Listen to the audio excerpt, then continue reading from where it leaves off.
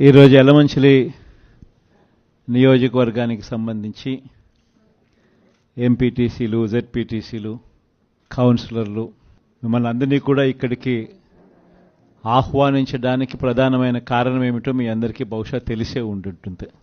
మనమంతా ఒక తాటి మీద గట్టిగా ఉండాం కాబట్టి, గట్టిగా నిలబడగలిగినాం కాబట్టి ఆయన కూడా మెడలు వంచక తప్పలేదు. ఈరోజు మెడలు వంచక తప్పలేదు. ధర్మం, న్యాయం ఈరోజు గెలిచింది. మామూలుగా అయితే పోటీ పెట్టకూడదు. మనకు 600 చిల్లర ఓట్లు ఉన్నప్పుడు, వాళ్ళకు 200 చిల్లర ఓట్లు ఉన్నప్పుడు అసలు పోటీ పెట్టాలని ఆలోచన చేయడమే దుర్మార్గం. ఆలోచన చేయడమే ధర్మం కాదు, ఆలోచన చేయడమే ఒక అన్యాయం. ఎందుకనంటే నీకు సంఖ్యాబలం లేనప్పుడు నువ్వు ఎందుకు పోటీ పెడతా ఉన్నావు అంటే మేము కొనేదానికోసమే కదా, ప్రలోభాలు పెట్టేదానికోసమే కదా, మన తప్పు కదా. అలా చేయడమే ధర్మం కాదు. కానీ అలాంటి మనిషి అలా చేయడం తన నైజం. ఆ మనిషి తన అదే మాదిరిగానే చేసినా కూడా వైఎస్ఆర్ కాంగ్రెస్ పార్టీ కార్యకర్తలందరూ కూడా, నాయకులందరూ కూడా ఒక తాటి మీద గట్టిగా విలువలకు, విశ్వసనీయతకు గట్టిగా నిలబడ్డారు కాబట్టి ఆయన తల వంచక తప్పలేదు. మేనిఫెస్టోలో ఏదైతే మనం చెప్పామో ఎక్కడా కూడా మాట తప్పల. మేనిఫెస్టోను మొట్టమొదటిసారిగా చెత్తబుట్టలో వేసే పరిపాలన నుంచి మొట్టమొదటిసారిగా విశ్వసనీయత అన్న పదానికి అర్థం చెబుతూ మేనిఫెస్టోను ఒక బైబిల్గా, ఒక ఖురాన్గా, ఒక భగవద్గీతగా భావిస్తూ ఒక కొత్త నిర్వచనం చూపిస్తూ ఎన్నికల్లో విశ్వసనీయత అన్న పదానికి అర్థం చెబుతూ మనకు ఎన్ని సమస్యలున్నా కూడా చంద్రబాబు నాయుడు ఈ పొద్దు ఏ సమస్యలు లేకపోయినా కానీ సమస్యలు ఉన్నట్టుగా దాన్ని చిత్రీకరిస్తూ ఉన్నాడు. కానీ నిజం చెప్పాలనంటే మన ప్రభుత్వం అధికారంలోకి వచ్చినప్పుడు ఒకవైపున చంద్రబాబు చేసిన అప్పులు ఉన్నాయి, ఆ అప్పుల మీద వడ్డీలు ఉన్నాయి, ఆ వడ్డీలకు తోడు కోవిడ్ అనే మహమ్మారి కూడా మనం పరిపాలన చేసేటప్పుడు కూడా మనకు తాండవిస్తూ ఉన్న పరిస్థితులు. కానీ అటువంటి భయానక పరిస్థితుల్లో ఉన్నా కూడా ఒకవైపున రాష్ట్రానికి రావాల్సిన ఆదాయాలు తగ్గినప్పటికీ, రాష్ట్రంలో పెట్టే ఖర్చు అనూహ్యంగా పెరిగినప్పటికీ ఎటువంటి సాకులు చూపలేదు, ఎటువంటి కారణాలు చెప్పలేదు. ఈ వైట్ పేపర్లని, ఇంకొకటని గత ప్రభుత్వం మీద నిందలు మోపి, కోవిడ్ మీద నిందలు మోపి ప్రజలకు చేయాల్సింది చేయకుండా పోయే కారణాలు ఏవోదో చూపించలేదు. ఎన్ని కష్టాలున్నా కూడా చిక్కటి చిరునవ్వుతోనే ప్రతి ఒక్కరికి కూడా, ప్రతి ఇంటికి కూడా మంచి చేస్తూ, ఇదిగో ఈ నెలలో ఈ కార్యక్రమం చేస్తాం, ఇదిగో ఈ నెలలో ఇది చేస్తాం, ఇదిగో ఈ నెలలో ఇది చేస్తాం, ఇదిగో ఈ నెలలో ఇది చేస్తామని చెప్పి గతంలో ఎప్పుడూ జరగని విధంగా ఏకంగా బడ్జెట్లో ఒక క్యాలెండర్ రిలీజ్ చేసి గత 5 సంవత్సరాల పాలనలో కూడా ఏ నెలలో ఏం చేస్తాము అని చెప్పి క్యాలెండర్ రిలీజ్ చేసి బటన్ నొక్కి నేరుగా ప్రతి ఇంటికి డోర్ డెలివరీ చేసిన చరిత్ర గతంలో ఎప్పుడూ కూడా జరగల. దేవుడి దయతో ఇవన్నీ కూడా చేయగలిగాం. ఈరోజు ప్రతి ఇంట్లోనూ కూడా జగనే ఉండి ఉంటే, వైఎస్ఆర్ కాంగ్రెస్ పార్టీనే ఉండి ఉంటే ఈ పాటికే పిల్లలందరూ బడులకు పోతా ఉన్నారు. ప్రతి తల్లికి ఈ పాటికి అమ్మఒడి పడి ఉండేది. ఈ పాటికే జగనే ఉండి ఉంటే, వైఎస్ఆర్ కాంగ్రెస్ పార్టీనే ఉండి ఉండింటే ఈ పాటికే ప్రతి రైతన్న వ్యవసాయంలో ముమ్మరంగా నిమగ్నమై ఉన్నాడు. వ్యవసాయం నిమ్మరంగా పంటలు వేస్తూ ఉన్నారు. జగనే ఉండి ఉంటే ఈ పాటికే రైతు భరోసా సొమ్ము కూడా రైతులందరికీ కూడా వచ్చి ఉండేది. జగనే ఉండి ఉంటే, వైఎస్ఆర్ కాంగ్రెస్ పార్టీ ప్రభుత్వం ఉండింటే ఈ పాటికే రైతులకు 2023-24 సంబంధించిన ఖరీఫ్కి సంబంధించిన ఇన్సూరెన్స్ సొమ్ము కూడా కనీసం ఇంతవరకు ఈ ప్రభుత్వం ఇచ్చిన దాఖలాలు లేవు. ఆ డబ్బులు కూడా పడుండేటివి ఈ పాటికి రైతులకు. జగనే ఉండి ఉంటే, వైఎస్ఆర్ కాంగ్రెస్ పార్టీనే ఉండింటే ఈ పాటికే పిల్లలకు విద్యా దీవెన కింద ప్రతి 3 నెలలకు ఒకసారి ఫీజు రీయింబర్స్మెంట్ కింద వాళ్లకు పడే ఫీజులు ఆ తల్లుల ఖాతాల్లోకి ఈ పాటికే నేరుగా పడుండేటివి.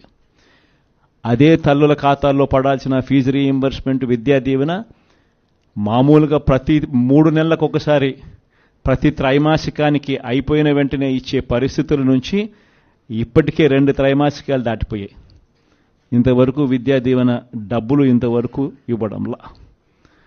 వసతి దీవెన డబ్బులు ప్రతి ఏప్రిల్లో మామూలుగా ప్రతి తల్లికి కూడా వసతి దీవెన కింద ఒక ఇన్స్టాల్మెంట్ పడేది.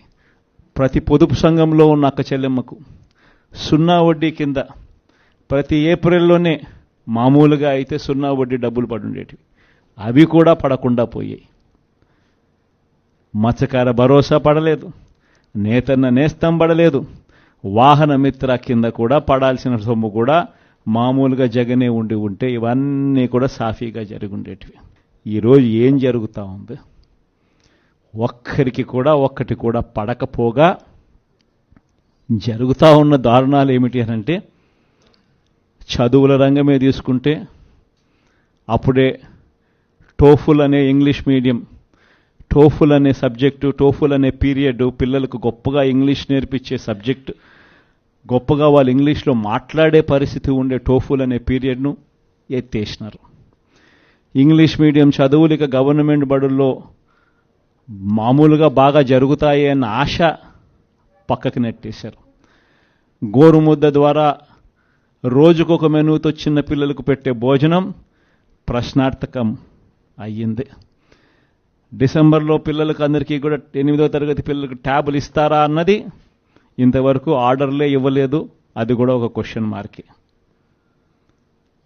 ఇవన్నీ కూడా అప్పుడే విద్యారంగంలో మొదలైపోయి అన్నీ కూడా ప్రశ్నార్థకం. హెల్త్కి సంబంధించి, ఆరోగ్య రంగానికి సంబంధించి చూస్తే ఆరోగ్యశ్రీ బకాయిలు 1800 కోట్లు దాటాయి. ఇంతవరకు రూపాయి ఇచ్చిన దాఖలాలు లేవు. హాస్పిటల్స్ పరిస్థితి ఎలా ఉంది అని అంటే, ఇంతకుముందు డాక్టర్లు లేని కొరత, 0 వేకెన్సీ పాలసీ అనేది తీసుకొచ్చి డాక్టర్లు లేని కొరత ఏ గవర్నమెంట్ హాస్పిటల్లోనూ ఉండకూడదు అన్న పరిస్థితి నుంచి ఈరోజు డాక్టర్లు ఎక్కడ ఉన్నారు అన్న పరిస్థితిలోకి ఈరోజు గవర్నమెంట్ హాస్పిటల్ వెళ్ళిపోయాయి. ఆరోగ్య ఆసరా కనిపించడం లేదు. 104, 108 బిల్లులు లేవు. హాస్పిటల్లో డాక్టర్లు లేరు, మందులు లేవు, పరిశుభ్రత హాస్పిటల్లో అంతకన్నా కూడా లేని పరిస్థితి.